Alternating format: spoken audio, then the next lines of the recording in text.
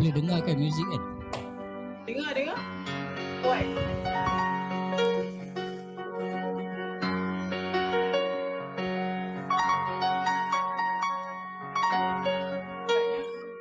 Buat apa ni?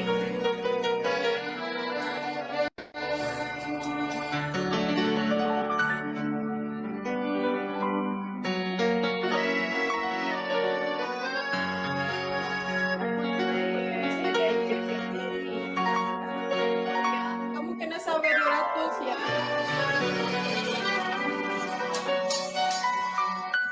Ya, badanku bagus.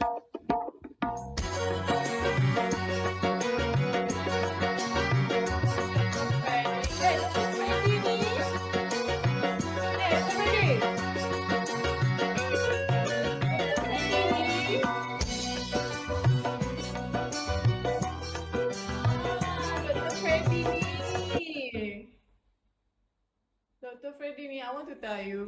Okay, hari tu kan, Dr. Freddy ni, dia ni sangat-sangat gitu. Lepas tu, Jericho ada buat like agreement lah. Lepas tu, dia yo-yo je. Dia cakap tak nak main dengan doktor ke? Dia cakap diri dia doktor tak nak main dengan doktor ke? Macam cakap kau doktor ke? Yang tu tak penting. Kau tak relax itu je aku dah cakap dengan Dr. Freddy. Dia ada lagi tak? Kalau dia ada sini dia memang muka tak malu. Ada Dr. Freddy ni. Ada. Sebab tu? Tapi dia admin. Dia dirimu punya admin. I tak nak ambil dia admin sebab dia cakap dia doktor. Dia kata dia tanya diri kau itu tak nak main dengan doktor ke? Dalam hati tingin juga nak main dengan doktor. Tingin juga nak main dengan doktor tapi hari tu tapi diriku dah block dia dekat WhatsApp tapi berani dia masuk dalam live diriku. Are you the person yang menyebarkan sesuatu? Dr. Freddy? Bukanlah. Dr. Freddy tu. Ke dirimu Dr. Freddy?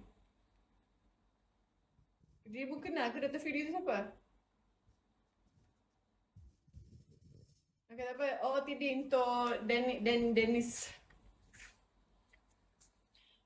Kenapa Dr. Freddy tu ada? Dia tak berhak ada di sini. Can you block him?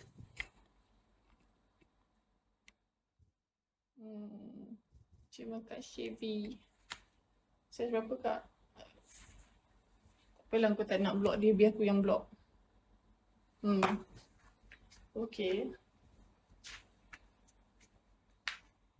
Cepatlah. Okay, lanjut. Cepatlah OOTD.